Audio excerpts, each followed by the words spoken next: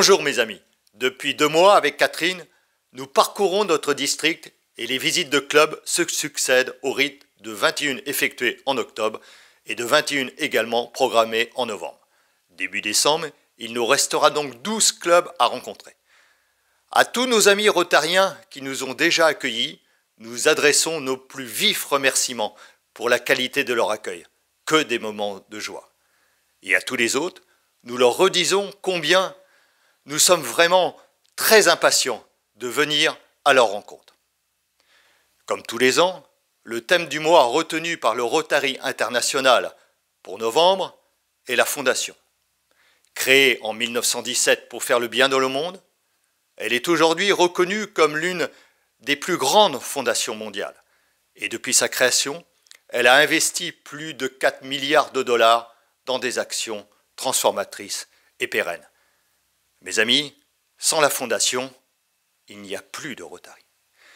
C'est pourquoi j'y consacre mon édito, que je vous invite à lire, ainsi bien sûr que l'ensemble des autres informations contenues au sein du District Info.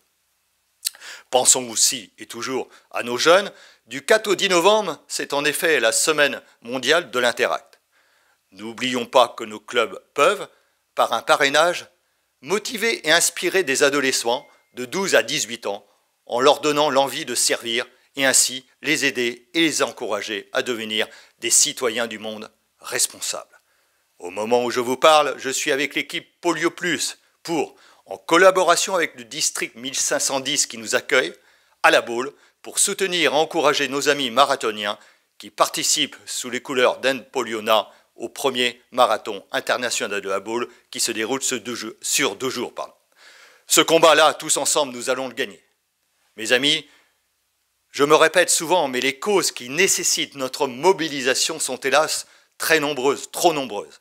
C'est ainsi que dans le cadre des contacts déjà établis depuis plusieurs mois avec le Rotary au Liban, une campagne de dons a été lancée et la commission Action internationale de notre district est mobilisée et travaille avec nos amis du CIP France-Liban afin de soulager le quotidien de ces centaines de milliers de personnes déplacées.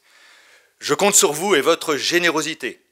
C'est d'ailleurs grâce à vos dons que notre district a commencé l'an dernier à matérialiser son aide aux populations civiles en Ukraine et que de nouvelles initiatives vont bientôt se concrétiser.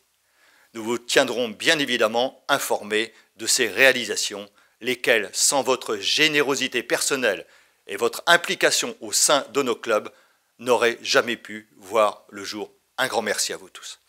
Je vous rappelle les prochains événements qui se dérouleront dans notre district.